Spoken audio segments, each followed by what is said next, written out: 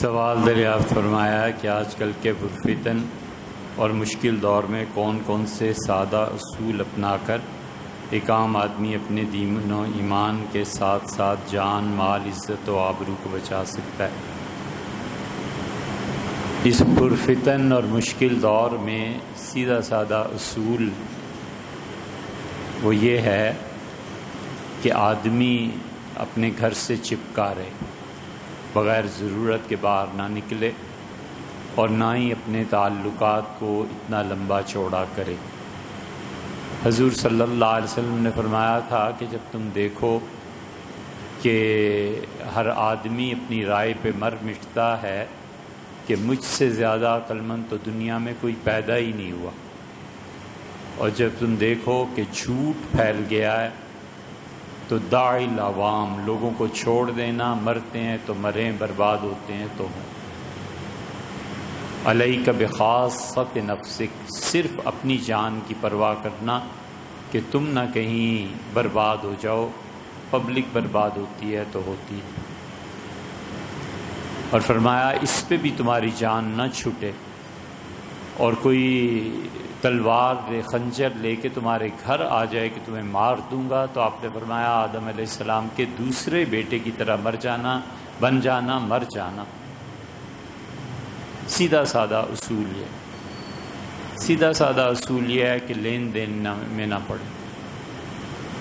جو حساب و کتاب ہے اس میں بغیر ضرورت کے نہ پڑے،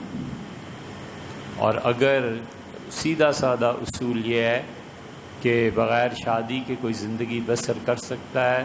تو کر لے۔ ہمارے زمانے میں شادیاں، طلاق، پھر بچے، پھر اولاد، پھر ان کی تعلیم و تربیت، یہ جو لوگ ان مراحل سے گزرے ہیں نا، ان سے پوچھو ان کی زندگی کیسے گزری ہے، اور جو صلاحیتیں اللہ نے انہیں دی تھیں وہ کیسے برباد ہو گئی۔ محض خاندانی جھگڑوں میں، محض روز روز کی بک بک میں آدمی کی عمر بھی گزر گئی، پیسہ بھی لگ گیا، اور ہاتھ پلے بھی کچھ نہ آیا۔ جو صلاحیتیں اللہ نے دی تھیں اور بڑے بڑے کام کر سکتا تھا، آخر پہ پہنچ کے صفر ہو گیا۔ سیدھا سادہ اصول یہ ہے کہ حضور اقدس صلی اللہ علیہ وسلم نے قرب قیامت میں جن چیزوں کی پیشن گوئی فرمائی تھی کہ یہ ہوگا اور یہ کرنا ہے، ان احادیث کا مطالعہ کریں۔ حضور صلی اللہ علیہ وسلم نے فرمایا تھا کہ قیامت کے قریب میں تم لوگوں کو دیکھو گے کہ وہ اپنی بیویوں کی سنیں گے اور اپنی ماں کی نہیں سنیں گے۔ یہ نہیں کرنا چاہیے، عقل سے کام لینا چاہیے۔ والدہ بھی انسان ہی ہیں، ممکن ہے ان سے غلطی ہو جائے، اور اہلیہ بھی انسان ہی ہیں، تو بڑے ٹھنڈے مزاج سے سوچ سمجھ کے تحمل کے ساتھ فیصلہ کرنا چاہیے۔ حضور صلی اللہ علیہ وسلم نے فرمایا ادنا اقصا ابا، اپنے باپ کی مجلس میں بیٹا نہیں بیٹھے گا۔ تو باپ کی مجلس میں بیٹھنے سے بیٹے کی تربیت ہوتی ہے، پتہ چلتا ہے کہ رنگ ڈھنگ کیا ہے، پتہ چلتا ہے کہ جینے کے اصول اور طریقے کیا ہیں۔ باپ اگر عقل مند ہوتا ہے تو دیکھ کے پتہ چلتا ہے کہ عقل کس کام کیا۔ آپ نے فرمایا ادنا صدیقہ، اپنے دوستوں کو اپنے قریب رکھے گا اور باپ سے الگ رہے گا۔ دوست بھی ہم عمر ہی ہوں گے نا، وہی جذباتیت کی کیفیت، وہی غفلت کی حالت، وہی خام خواہ کی فضول مباحث، یہ سب چیزیں قیامت کی علامات میں سے۔ تین چیزیں ایسی ہیں، اگر سکھ کی زندگی گزارنی ہو، ان تینوں چیزوں پر اچھی طرح کسی ہوئی لگام دینی چاہیے، بالکل رعایت نہیں کرنی چاہیے۔ ان تین چیزوں میں اپنا محاسبہ ایسے کرنا چاہیے جیسے میں خود اپنا خدائی بن گیا ہوں، کڑی سے کڑی سزا دے،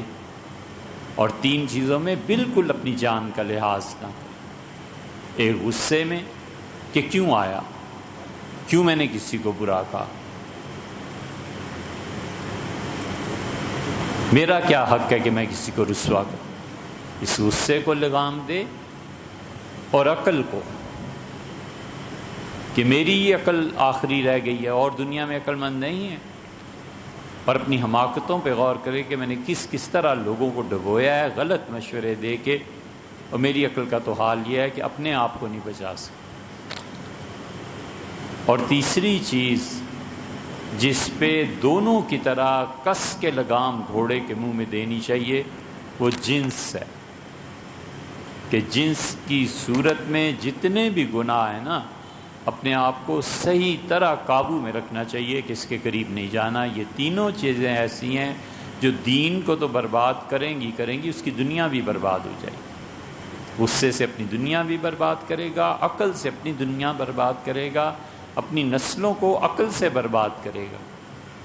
جنس سے بھی برباد کرے گا۔